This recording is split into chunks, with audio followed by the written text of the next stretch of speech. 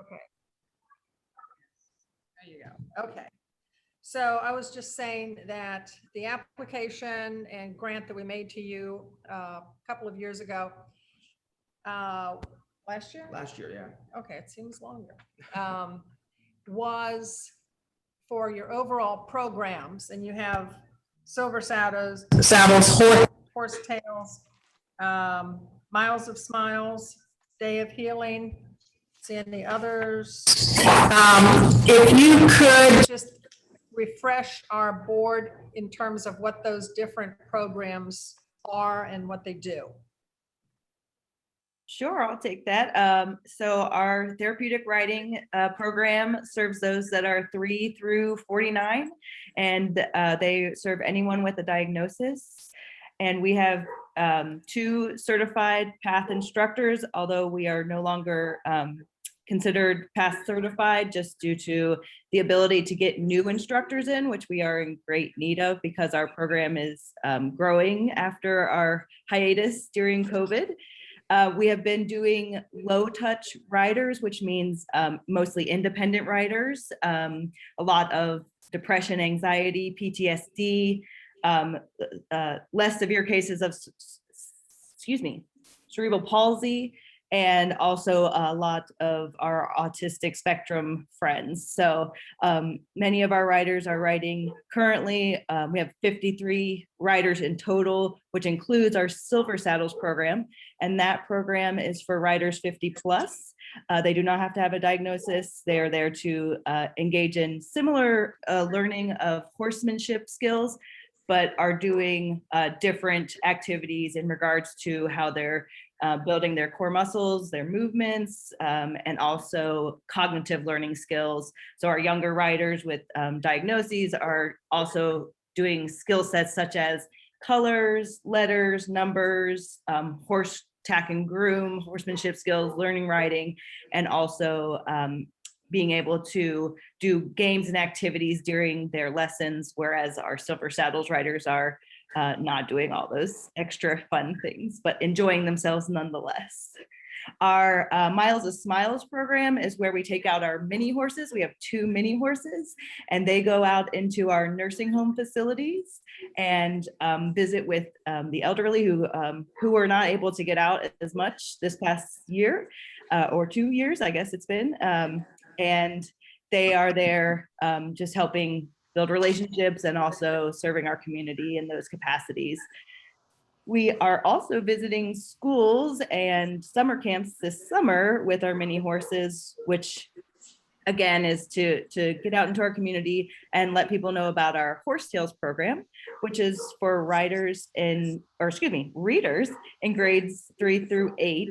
And they come to the facility and they read to our horses, and they engage with the horses while they're there. They get a story read to them, and it's a great literacy program, builds reading literacy and also engagement with our horses. So you're learning social skills and also building confidence in your reading skills while you're there. And then we also have the Days of Healings program. Oh, yes, sorry. Yep, you're good. So Days of Healing, we actually had St. Elizabeth reach out to us, and they were talking about their frontline workers and how drastically people's emotional and physical health has been taken a toll on over the past year with COVID. So we worked together with a couple of mental health specialists to put together a program serving our first line workers, but eventually we will also expand that to other people that maybe could do more of an emotional therapy with the horses. And that actually went really fantastic. We had about 50 people come out to the farm over the 10 sessions, and every single person had great things to say about how it allowed them to release some of those emotions and kind of try to make an action plan on how do you kind of move forward, normalizing life again after you see all of that. So we're working towards building that program for other people as well. What type of things do your volunteers do? Anything we can convince them to do while they're there. We mostly utilize them for our lessons. So they are there as our leaders of our horses. They are there as sidewalkers when we have riders who need additional support.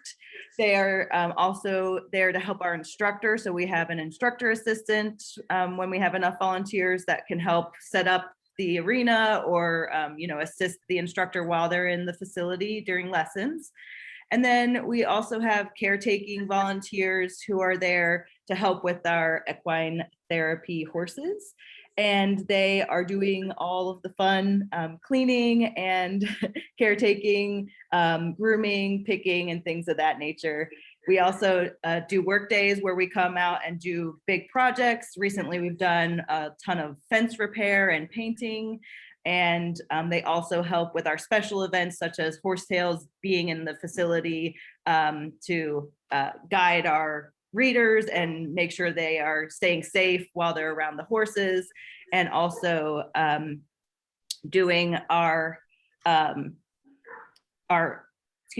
doing our check-in when the readers come and are there to read to the horses. So we utilize them in many different ways, and we really can't do it without them, as we're only a part-time staff of 10.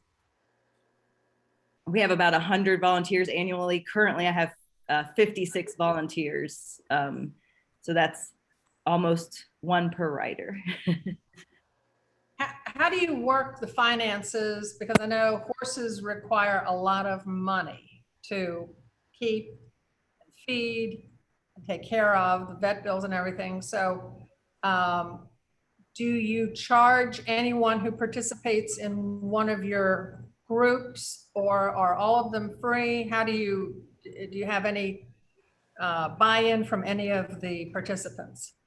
So the therapeutic riders in the silver saddles do pay a lesson fee. So for each lesson, they are purchasing that ability. We do, depending on the therapeutic riding side, we do have a few riderships available where if somebody can't afford it, they can get lessons for free a couple times a year. And we normally have different volunteers or different individuals that will sponsor those.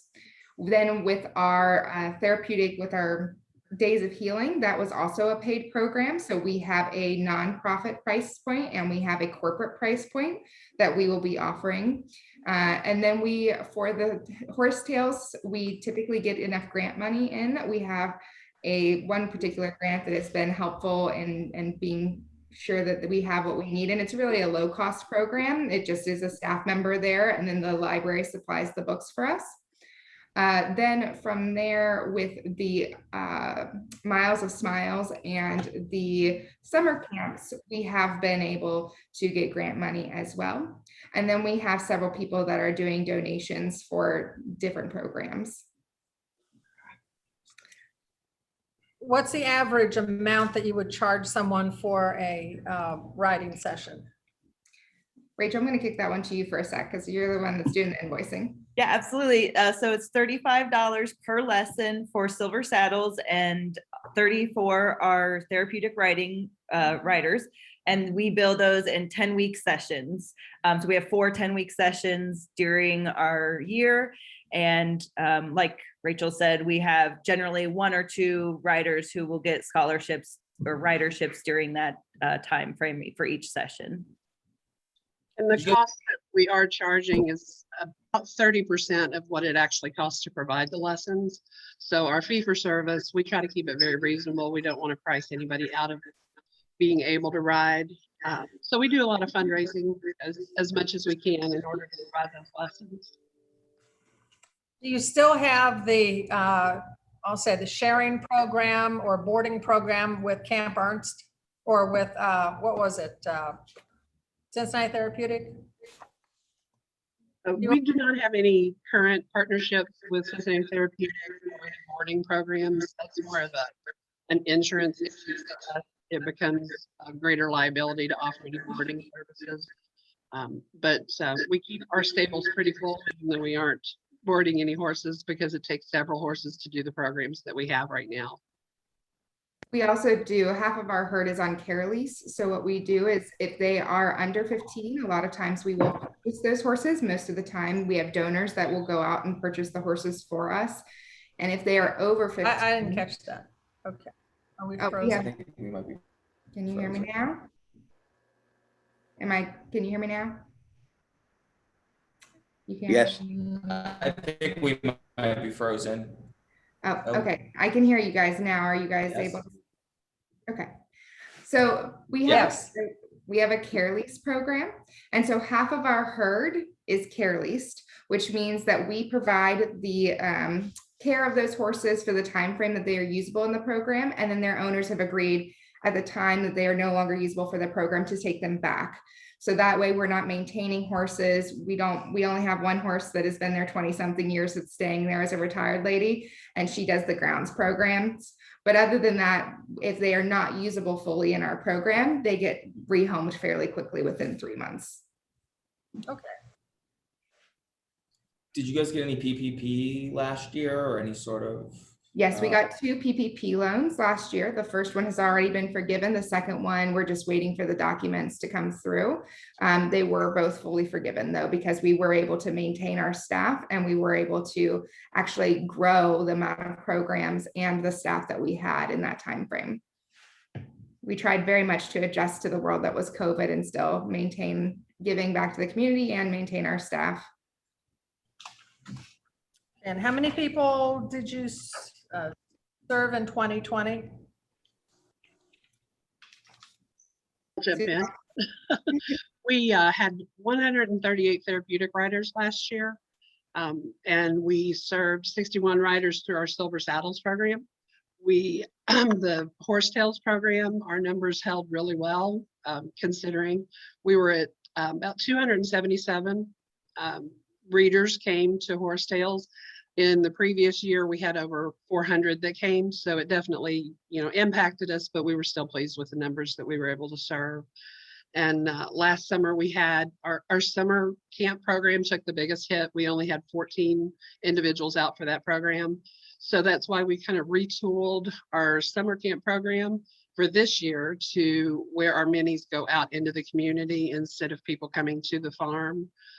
It allows the program to be outside, so it's easier to social distance. It's easier to put things in place that make it a more positive experience for folks. How many times a month do you think an individual will visit Milestones? Depending on the program, with Horsetails, we have some repeats. Some people come and read, a couple of times a month. Some will only come once for the entire summer. But I would say, with our therapeutic riders, we have some that repeat every session. We have some that only ride once a year. It really varies fairly greatly, but I would say on any given month, I would feel comfortable that we have anywhere from 50 to 75 people touched by our program in various ways. And Rachel, I don't know, Rachel Breeden, I don't know if you feel like that number might be higher or if that falls pretty much in line with what you feel. Yeah, I mean, if currently we have 100 people who show up each week in between our volunteers and riders during our summer session, which just started. So, I mean, that could be, it's the same people potentially each week, but they're there every week. That's not even including our Horsetails and, going out into the community. So it does vary, but it's a lot. Where are you getting most of your participants? Are they getting referred from hospitals or OT and PT specialists or just word of mouth? We do get them from varying sources. Great support happened this season with media and different coverage of our Day of Healing program, which was new.